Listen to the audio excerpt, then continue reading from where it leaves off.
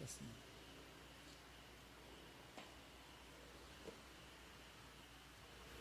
Que a graça e a paz do Senhor Jesus continue sobre nós. Amém? Glória a Deus. Bem, queridos, nós vamos, sem mais demora, né? Continuar o nosso estudo sobre as práticas devocionais. Tá? Os irmãos que puderem justamente ter acesso a esse livro, conseguir comprar, é muito bom. Como vocês puderam observar durante esse tempo que a gente estudou aqui, né? As práticas devocionais são muito edificantes e fortalecem cada vez mais nossa vida. Nós vamos já chegando ao final, né? Falta só alguns capítulos, mas precisamos justamente continuar se alimentando desse maravilhoso, como é que se diz, desse maravilhoso manjar, né? Que nos proporciona justamente a palavra de Deus. E a orientação justamente desse servo do Senhor, que, orientado por Deus, traz justamente essas lições maravilhosas para nós. Hoje nós vamos trabalhar em cima do assunto prática da renovação do poder. Então, é justamente uma nova prática, né, que a gente precisa exercitar.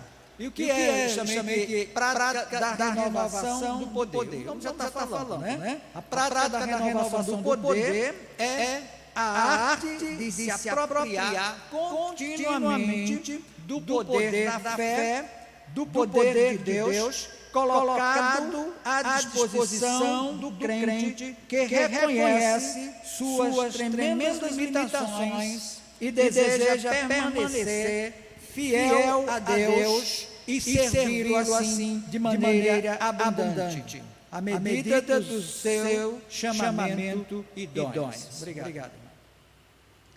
Então, a prática da renovação, como a gente viu, é também uma arte. A arte da gente estar sempre, né, através da fé, se fortalecendo no poder de Deus. Nós sabemos que o nosso Deus é o Todo-Poderoso, né? Não há outro Deus, não há outra força maior, né? Então, Ele é o Todo-Poderoso e Ele assim nos proporciona, né, participação nesse poder dEle, participação nessa força que Ele tem para que a gente possa dar expansão do Seu Evangelho, da expansão do Seu Reino. E essa força, ela é justamente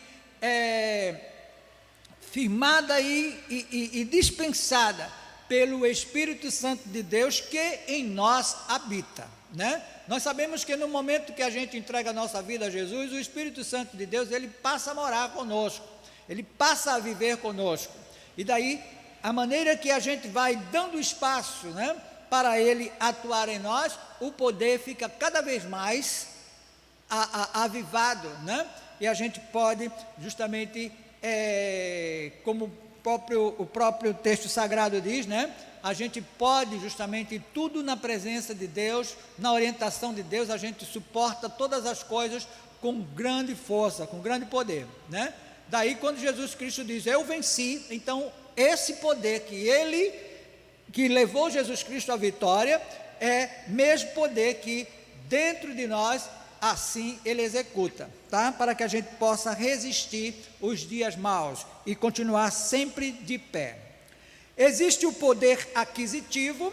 Quando se fala em poder, vocês vão ver esse poder, né?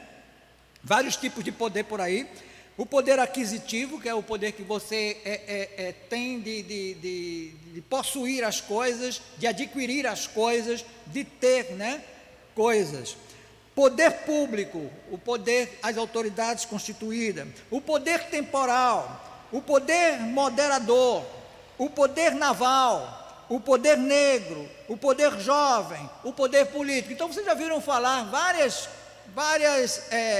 ideias de poder que existem por aí. O poder internacional, o poder mental, né? Então existe assim o poder espiritual, que foi o que nós começamos a falar. É o poder espiritual que é movido e concedido pelo Espírito de Deus. Então, esse poder espiritual que nós começamos a falar é diferente, né, substancialmente de qualquer outro poder que possamos justamente observar no mundo de hoje, tá?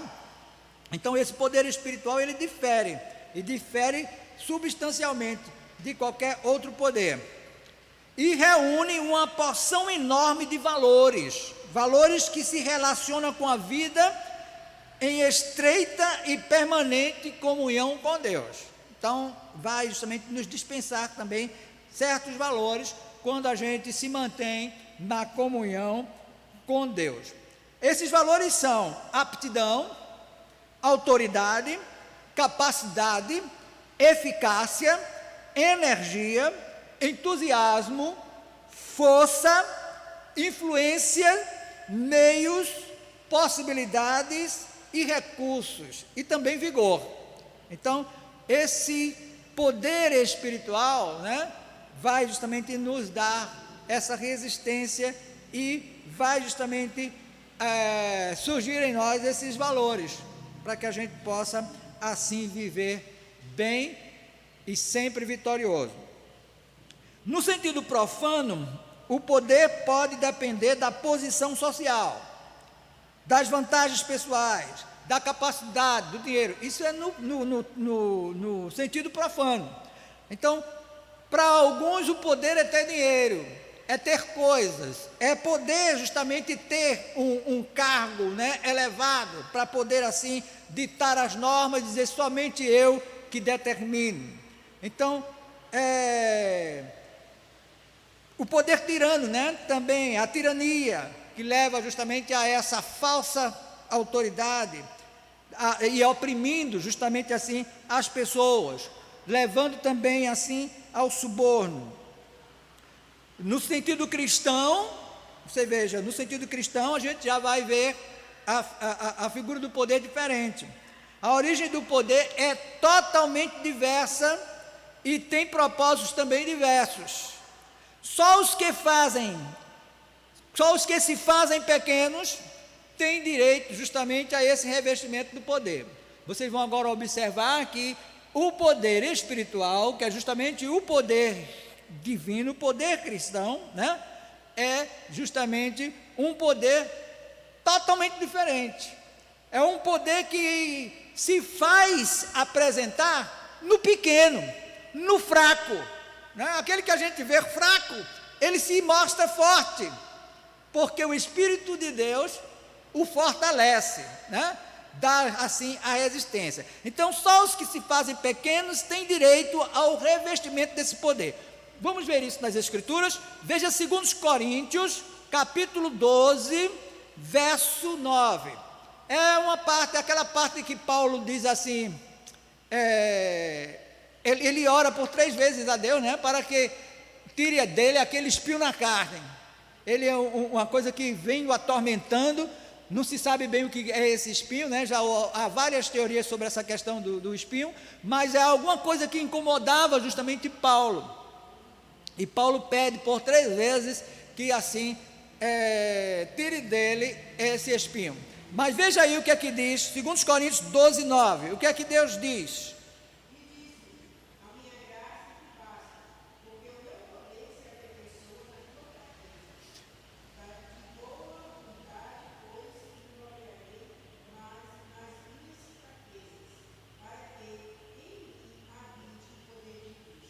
Tá vendo? Então, o fraco se torna forte, né? E observe que o poder de Deus, ele vai se aperfeiçoando no fraco, na fraqueza. Por isso que Deus diz assim, olha, a minha graça te basta, Paulo. Basta justamente eu ser compassivo contigo, basta eu estar do teu lado, basta eu te reconhecer como filho, porque o meu poder se aperfeiçoa na fraqueza. Então, o poder de Deus, ele se aperfeiçoa na fraqueza. Enquanto na vida secular, o poder, em quase todos os casos, é exercido em benefício próprio. Vocês vão ver que o poder na vida secular, as pessoas exercem o poder para se satisfazer ou para que as pessoas trabalhem para ele, quer dizer, tendo assim uma autoridade, fazendo com que as pessoas fiquem submissas, né? Mas observe que o poder outorgado por Deus, ele é exercido em benefício da expansão do reino. Ele não visa justamente o seu engrandecimento próprio, mas ele visa o benefício da expansão do reino, ou seja, o benefício de todos, né? Então, na orientação do Espírito Santo, para que o Evangelho possa se estender e alcançar, a graça de Deus possa alcançar todas as pessoas, de modo que todos possam estar bem na presença de Deus. Então, é um poder diferente, que é justamente esse poder que precisamos justamente exercer ou praticar, fazer como uma prática devocional, sempre, constantemente, sempre estando junto de Deus e recebendo dele o poder. O poder pertence a Deus. O poder pertence a Deus.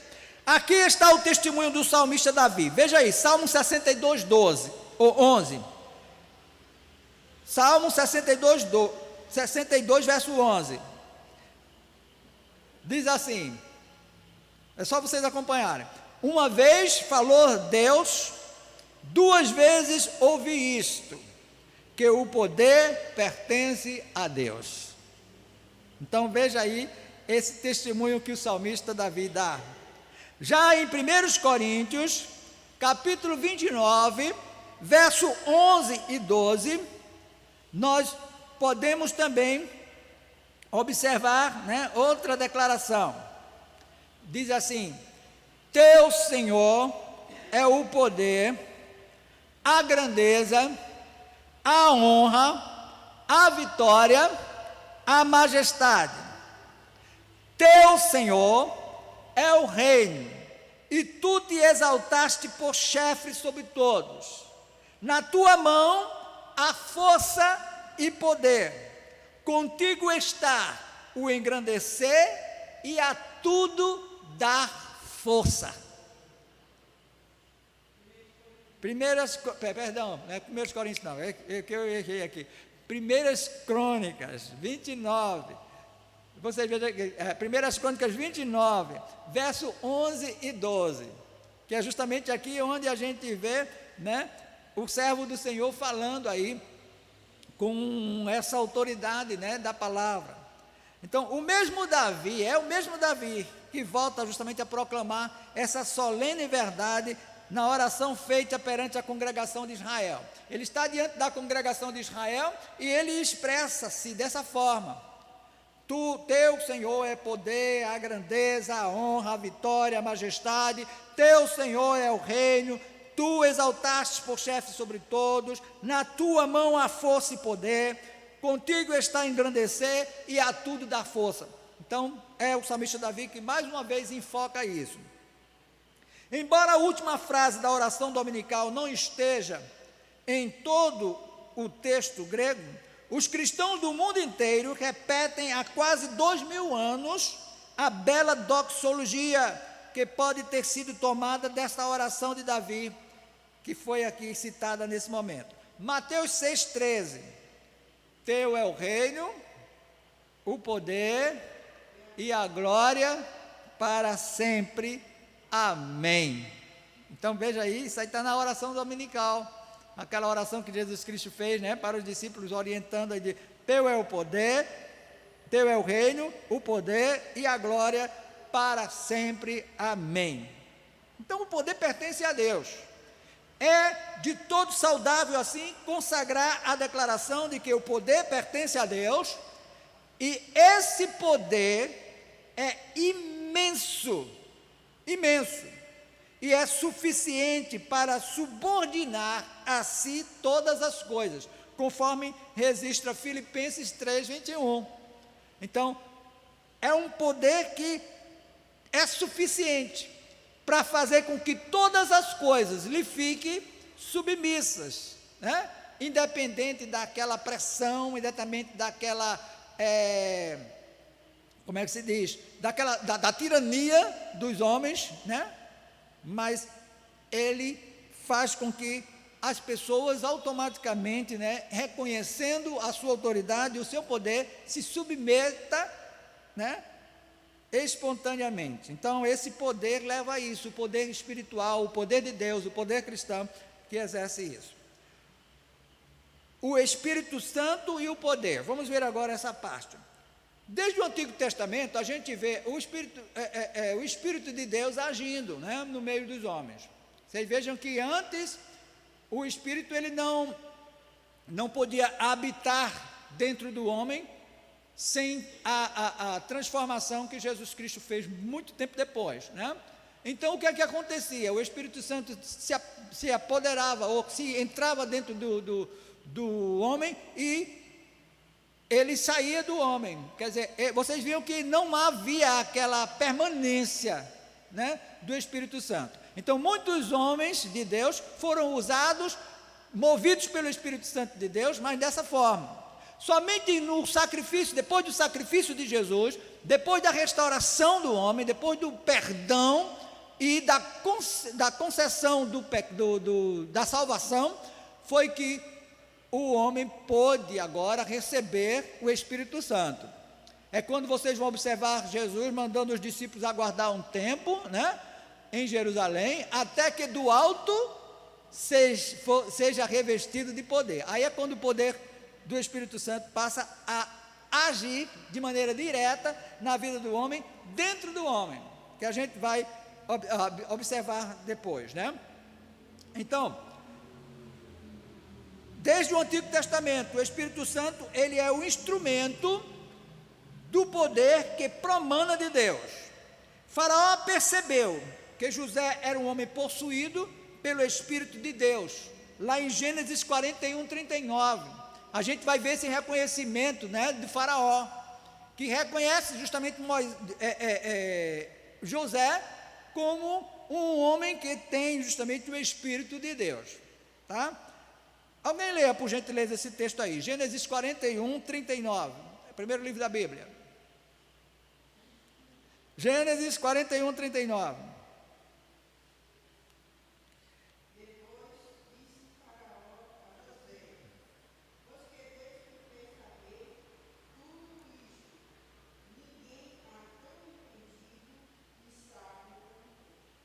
Então observe aí, ele reconhece justamente que foi a ação de Deus na vida de José, para que ele pudesse justamente interpretar o sonho.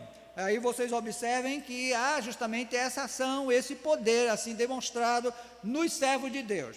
A outra pessoa foi Bezaleel, ele foi cheio do Espírito de Deus, para ter habilidade e inteligência, para elaborar desenhos e trabalhar na construção do tabernáculo.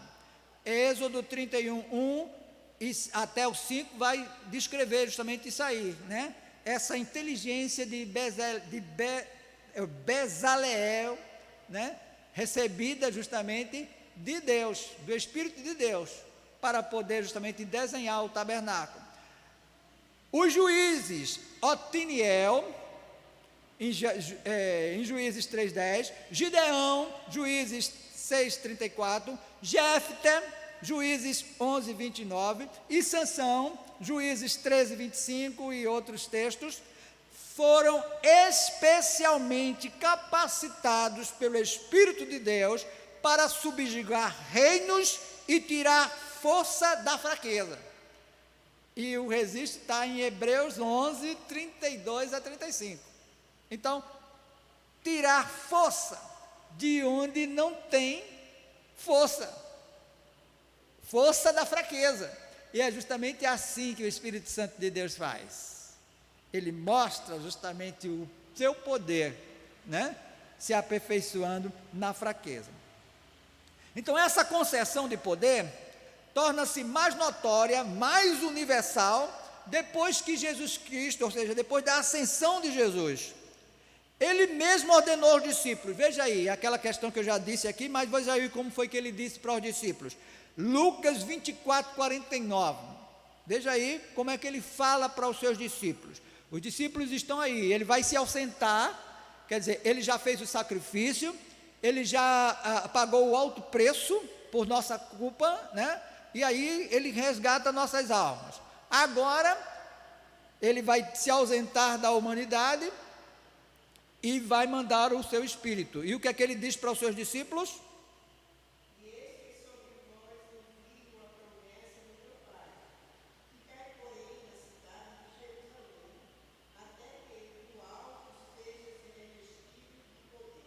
Fiquem em Jerusalém, né?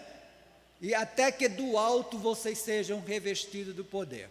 Aí sim, vocês vão estar capacitados, habilitados para poder justamente ir ao mundo. Porque esse Espírito, ele veio de uma vez só, a promessa se cumpre aí, a promessa feita lá em Joel, né? Vem justamente aí em Atos, quando a gente vai observar lá em Atos, a descida do Espírito Santo e os sinais, né? Testificando essa presença do Espírito. Então os discípulos ficaram ali em Jerusalém, aguardando esse momento, e aconteceu no dia de Pentecostes, quando a promessa se cumpriu, tá? E o Espírito Santo de Deus agora, ó, ele habita dentro de nós, do crente restaurado, não é de qualquer pessoa não. A Bíblia diz que o mundo não pode receber, porque não o conhece. Mas a maneira que se reconhece, na maneira que se entende a salvação, se entende da purificação, né, que acontece, e se entrega, aí o Espírito Santo de Deus sela como propriedade dele e age com poder na vida do cristão, na vida do crente, tá? Então, é isso que acontece. Aí a gente observa justamente esse poder, né, que está agindo, né, pelo Espírito Santo na vida de cada um. Então, acrescentou Jesus: recebereis poder ao descer sobre vós o Espírito Santo, lá em Atos 1:8, né, que diz justamente também isso aí. Na oração de Paulo em favor dos Efésios, o apóstolo roga a Deus que eles sejam fortalecidos. Veja aí, Efésios 3,16.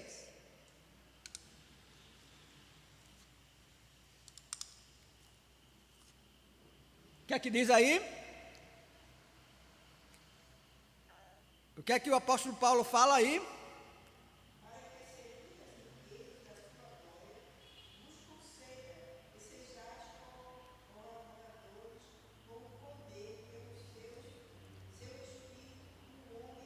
Interior. Então isto é o que? O íntimo. Então, fortalecidos com poder mediante o seu espírito no homem interior, ou seja, no seu íntimo. Então, ó, é lá dentro de nós que o poder de Deus, né, trabalha e aí nos faz forte. Somos fracos, mas ele nos faz forte, nos fortalece, né? Por isso que Paulo diz: posso todas as coisas naquele que me fortalece. Então, o homem interior, lá no íntimo, uma vida, pois, que não se entristece. Efésios 4:30, é aquela questão, né? O Espírito Santo, ele é o dom de Deus, né? O dom do Espírito Santo que proporciona, ou que faz a gente gerar alegria. Alegria é o fruto, né, de Deus, quer dizer, uma das reações do Espírito Santo dentro de nós, uma produção de energia, de gozo, alegria, de paz, né, como vocês veem aí o relato lá em Efésios, né? Então, uma vida que não entristece, uma vida que não se apaga, o Espírito Santo não se apaga. 1 Tessalonicenses 5,19, o Espírito anda no Espírito. Então, o homem espiritual, a pessoa espiritual, ela vai andar no Espírito. E aí, há justamente essa chamada para que cada cristão ande no Espírito,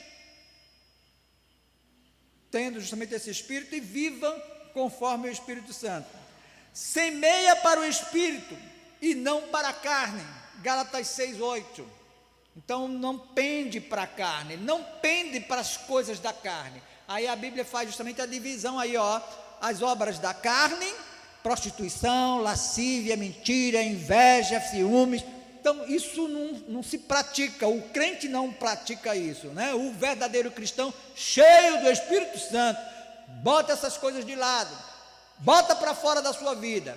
Mas o revestido pelo Espírito Santo, ele exerce o poder e alegria, paz, longanimidade, bondade, mansidão, domínio próprio. Quer dizer, ele pode, né, dominar a sua vida, não deixando que o pecado entre, né, sem permissão.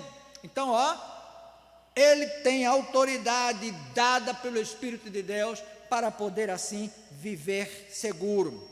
Então, semeia espírito e não para a carne, busca a plenitude do Espírito Santo.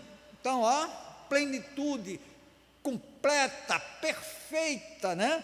A ação do Espírito na vida. Então, o cristão, ele busca isso. E será cheia do poder. Atos 6:8.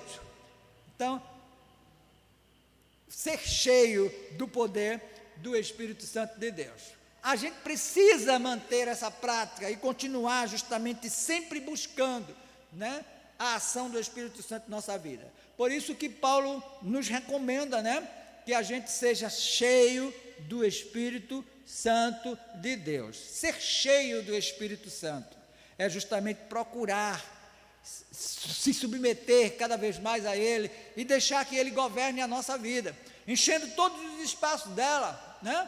E tendo conhecimento de todas as coisas, se bem que Ele tem, independente da gente tornar conhecido ou não, mas Ele busca, ou Ele faz com que a gente voluntariamente se apresente e abra todas as portas da nossa vida para que Ele possa justamente fazer a limpeza e nos tornar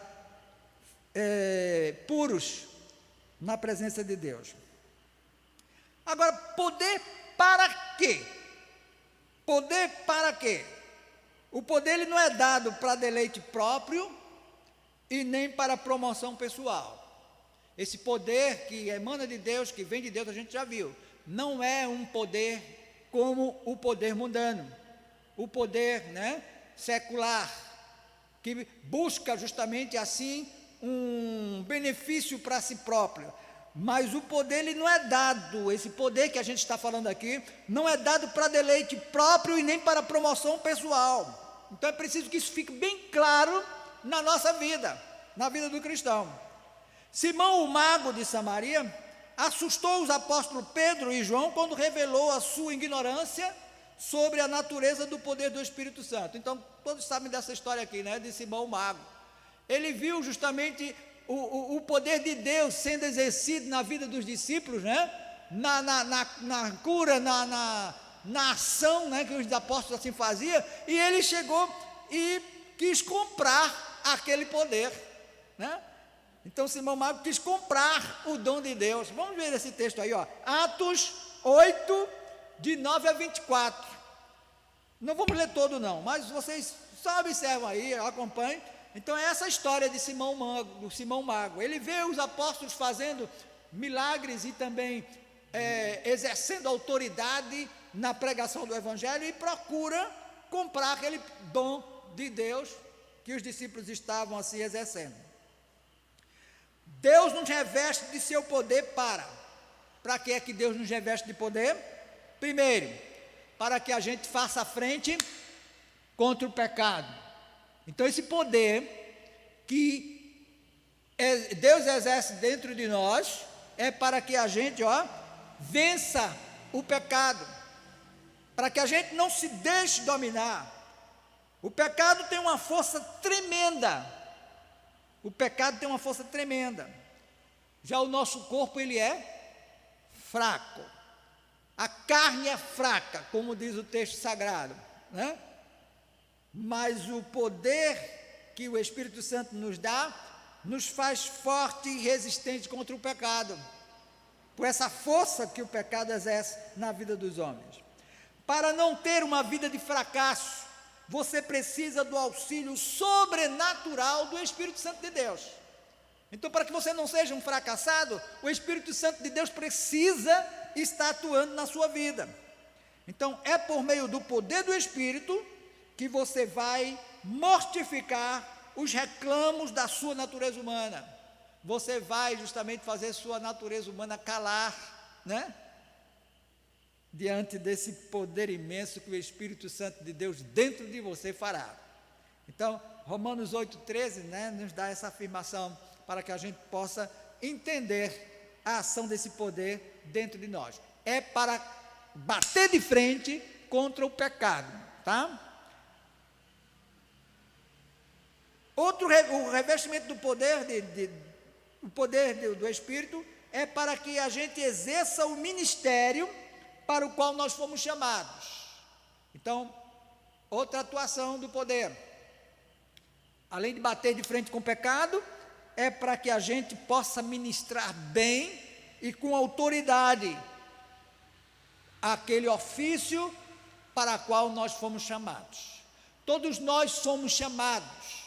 Você veja que a palavra igreja, ela já tem eclésia, ela já tem aquela tradução, né, de que fomos chamados para fora, ou seja, fomos chamados para uma missão, fomos chamados para assim proclamar o reino de Deus. Fomos selecionados por Deus diante de toda a humanidade para que a gente pudesse assim continuar proclamando e aumentando, né, o corpo do Espírito Santo, né, na terra, de modo que a igreja cresça e se desenvolva. Então, exercer o ministério para o qual nós fomos chamados. No caso de Sara, ela recebeu o poder de ser mãe, depois de velha, né, idosa, ela não tinha condições de ter filho, ela era estéril, mas Deus concedeu a ela essa graça. Não obstante ela fosse mulher estéril e idosa, Hebreus 11, verso 11, fala isso. No caso de Maria também, ela recebeu poder para ser mãe de Jesus, não obstante ela fosse uma mulher virgem. Então, mesmo virgem, ela recebeu assim o poder de gerar um filho, né? Lucas 1, 35.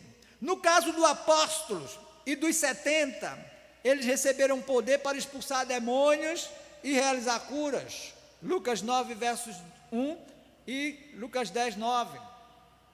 No caso de Paulo, então os irmãos veem justamente Paulo, né, com aquela autoridade que ele recebeu e proclamando o evangelho em todos os lugares. Paulo recebeu o poder para levar o evangelho de Jerusalém ao Ilírico. Romanos, 1 Coríntios, quer dizer, vários textos mostram isso aí. Então, é um poder para que a gente possa exercer esse ministério para o qual nós fomos chamados. Outra coisa que a gente precisa desse poder é para testemunhar a morte e a ressurreição de Jesus. Tanto em Jerusalém, como diz o texto sagrado, toda a Judéia e Samaria e até os confins da terra.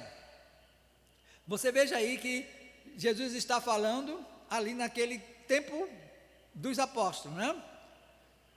Ficar em Jerusalém até que do alto sejais revestido do poder. Mais tarde ele diz assim: e ser-me-eis testemunhas, tanto em Jerusalém, como em toda a Judéia e Samaria e até os confins da terra. E a gente pode fazer essa colocação para os dias de hoje, para o momento em que nós estamos situados. E ser-me-eis testemunhas, tanto em Abreu e Lima, como em Pernambuco, em todo o Brasil e até os confins da terra. Então, pode ser feita essa colocação, mas observe bem, recebemos esse poder para testemunhar da morte e da ressurreição de Jesus Cristo. Pois é justamente isso aí, irmãos, que está baseada a nossa fé. Paulo certa vez disse assim: se Cristo não ressuscitou, nossa fé é vã. Mas aí não tem como a gente dizer que Cristo não ressuscitou, porque o que mais tem é prova disso. O túmulo vazio, a rocha removida, uma rocha pesada que ninguém conseguia ou não podia, né, sozinho fazer. A gente vê, né, Cristo passando 40 dias depois da ressurreição, aparecendo aos discípulos, falando com ele. Tomé, não, eu só acredito se eu tocar. Jesus chega e diz: olha, Tomé, vê que sou eu mesmo. Várias comprovações. Então, esse evangelho precisa ser pregado. A razão da nossa fé é essa: morte e ressurreição de Jesus Cristo. Ele morreu, realmente morreu. Seu sangue foi todo derramado na cruz. Ele foi espetado na cabeça, foi espetado no lado, foi espetado nas mãos, foi espetado nos pés.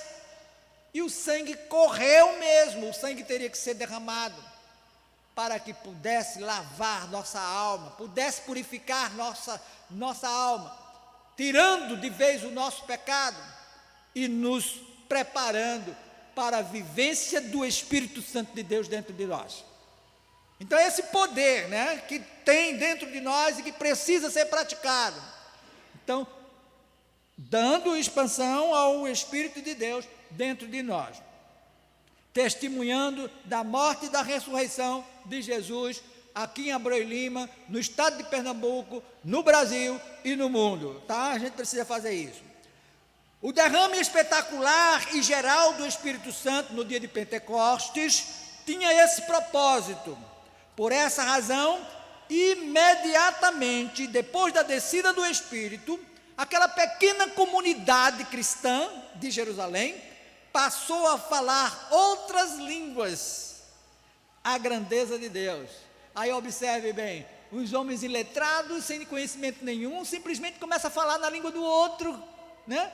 Estava um grupo muito misturado ali em Jerusalém, porque era um dia de festa, né? Era um momento de festa onde convergia, né, pessoas de vários lugares. E aí, quando eles começaram a falar, cada um entendia na sua própria língua. Poder do Espírito de Deus, e é isso que faz o Espírito dentro de nós. Então, a pequena comunidade cristã de Jerusalém passou a falar em outras línguas as grandezas de Deus. Em apenas 30 anos de missões, a igreja primitiva alcançou o mais importante e populoso centro humano do mundo. Então, e nele se estabeleceu. Aí vocês vão ver a igreja se expandindo e crescendo assustadoramente, né? Então, e chegou esse evangelho até nós, graças a esse poder exercido ali, naquela época e também, né, nos nossos dias. Para a gente finalizar, vamos falar agora do desgaste e renovação.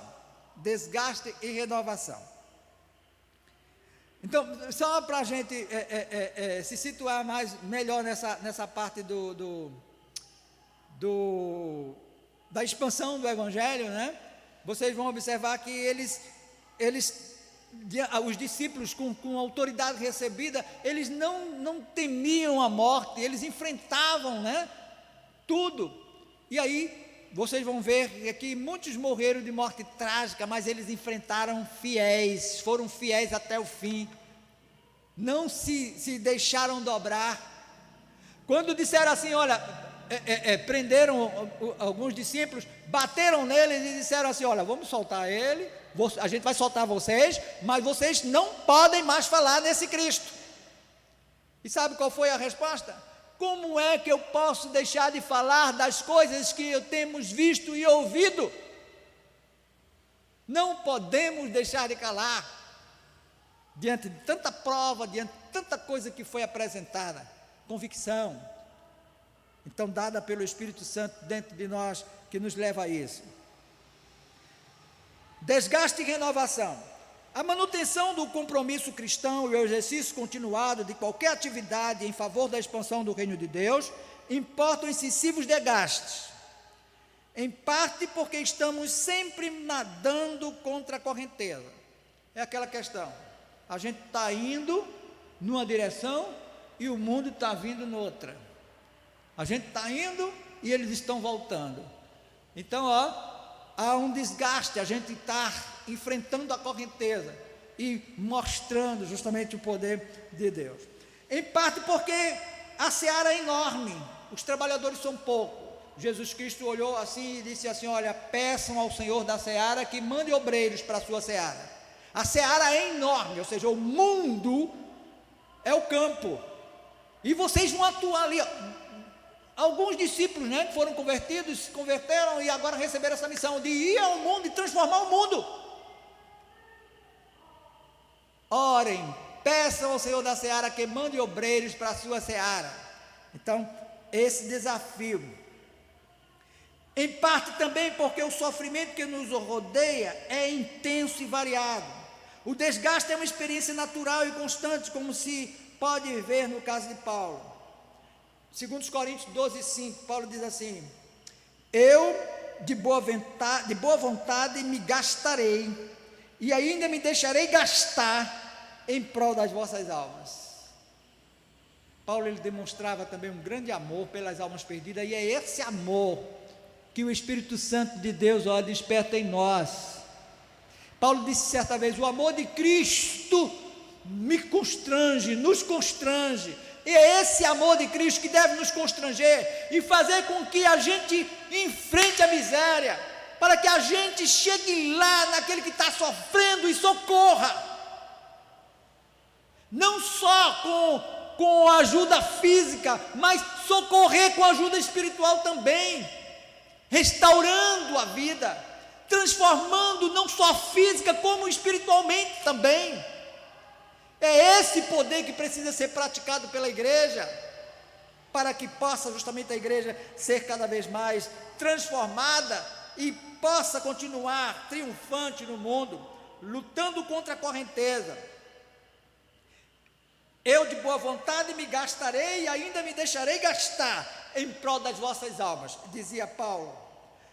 Ou no caso também de Davi: a tristeza tem encurtado a minha vida, as lágrimas têm diminuído a minha existência, eu estou fraco por causa das minhas aflições, até mesmo os meus ossos estão se gastando. Salmo 31:10. Qualquer ato de amor implica em desgaste. Então, qualquer gesto de amor que você faça, você vai ter um desgaste natural. Então, você entenda bem isso. Mas o poder de Deus, ele vai, ao invés de você ficar mais fraco, você vai ficar mais forte, tá? Porque é assim, Deus age dessa forma. Poder não está no muito ter, mas está no ter Jesus principal, né? Ter Deus, ter o Espírito Santo dentro de si. Então, qualquer ato de amor implica em desgaste. O bom samaritano, quantos aqui lembram do bom samaritano? Todos, né? O bom samaritano gastou energia, gastou tempo, gastou dinheiro, para quê? Para salvar uma pessoa semi-morta ali na estrada. Alguns passaram de largo, não estavam nem aí para aquele homem, mas o bom samaritano, aí Jesus Cristo coloca essa parábola mostrando para as pessoas, né, o que devia fazer: se desgastar, ter um desgaste natural, para que o poder de Deus possa se aperfeiçoar.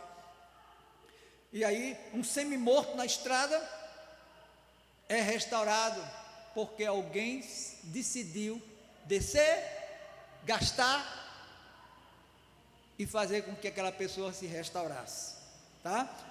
As curas operadas por Jesus também provocaram nele um desgaste de poder. Lembra daquela mulher que tocou em Jesus? Ela dizendo: eu vou só tocar nele. E aí o que é que ele diz? Alguém me tocou, porque de mim saiu virtude. Então, o desgaste, embora muitos das multidões o apertassem, né? Mas ele sentiu que a cura saiu dele. O caso da mulher hemorrágica foi diferente, por isso Jesus insistiu também com Pedro, né? Alguém me tocou, porque eu senti que de mim saiu poder. Lucas 8:46. Por que há desgaste? A renovação do poder é uma necessidade constante. Então a gente necessita, irmão, constantemente do poder de Deus. Então você não é autossuficiente, você não pode tudo sozinho. Jesus Cristo disse: sem mim, quem lembra? Vocês não podem fazer nada. Então, sem essa de dizer, eu posso, eu faço, eu quero, eu sou o que sou. Quem é o que é Deus. Ele sim é o Todo-Poderoso, mas Ele trabalha conosco, exercendo o seu poder em nós, tá? Em nós, para a honra e glória dEle, não nossa, não para a gente se mostrar, não. As pessoas que agem dessa forma é como ele diz assim, aquele que se tornar como uma criança, esse é que verá o reino de Deus.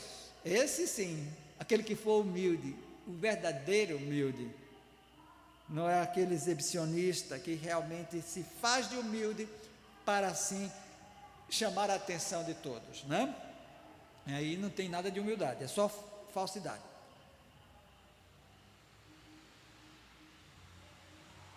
Esta renovação de força não tem nada a ver com a idade cronológica, nem com o desgaste físico. Ele é quem farta de bem a velhice, de sorte que a sua mocidade se renova como águia. Salmo 103, verso 5.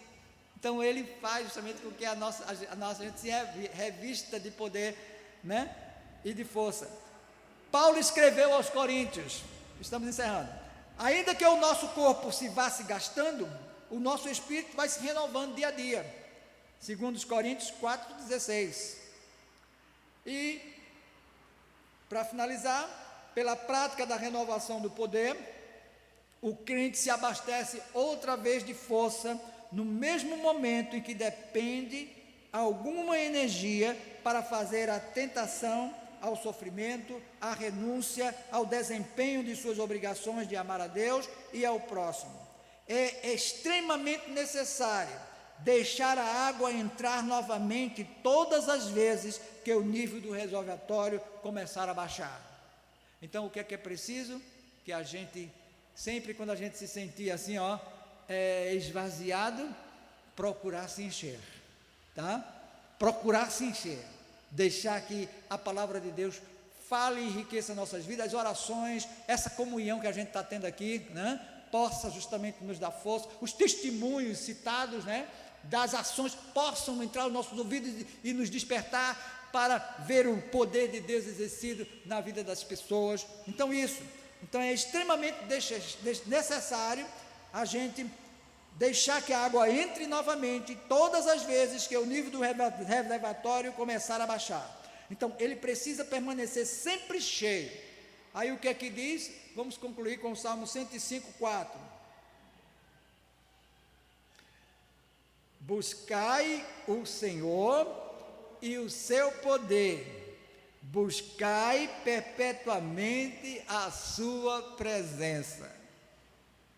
Então, buscar sempre, sempre buscando Deus, irmãos. Não negligencie nessa prática, não negligencie, né? Então, procure praticar cada vez mais esse poder que é exercido dentro de nós pelo Espírito Santo de Deus.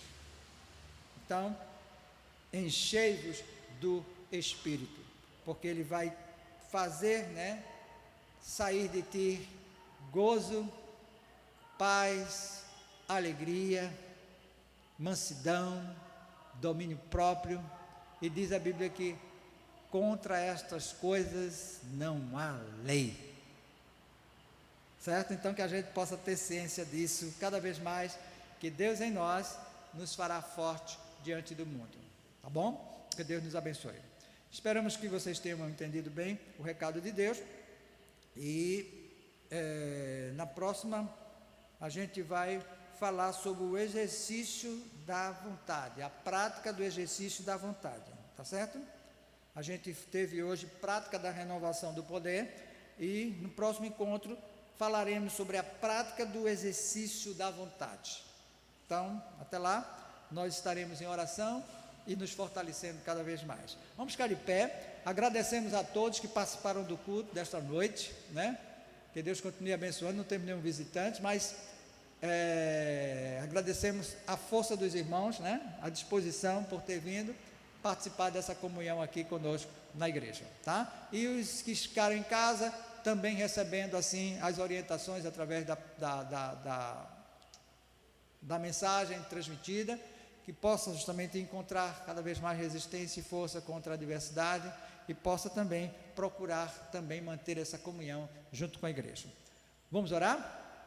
Eu gostaria que um irmão que está sentindo o desejo de orar, o impulso da oração, venha até aqui à frente, para que possa justamente assim essa oração ser feita em benefício justamente da nossa igreja e pedindo forças para aqueles que estão, né, com problemas, né, fraqueza física e espiritual.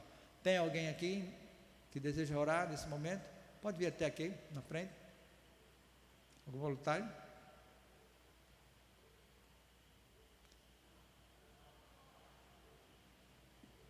Nós vamos orar agora nesse momento, né? Nosso irmão vai fazer essa oração.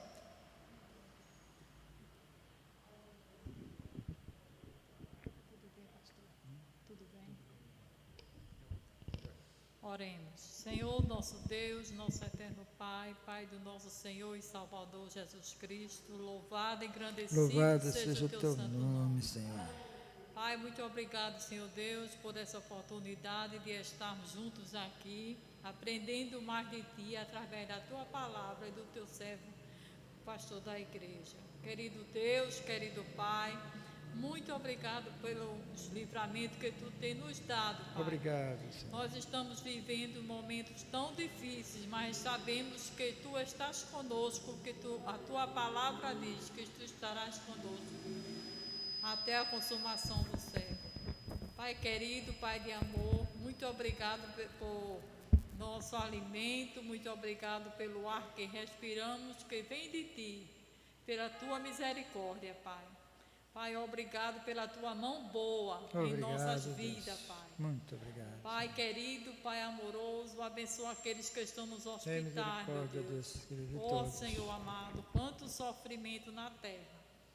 Mas sabemos que Tu tens visitando a cada leito ali, Senhor. É verdade, Senhor. Tem misericórdia, meu Deus, de tanto sofrimento. Abençoa Teu servo que está no hospital. Tem misericórdia, Senhor. Tem misericórdia, faça a Tua vontade ali, restaura, Pai. Deus, a saúde. Restaura a vida da saúde dele, Pai. Abençoa, meu Pai, muito obrigado pela Tua palavra mais uma vez, Pai.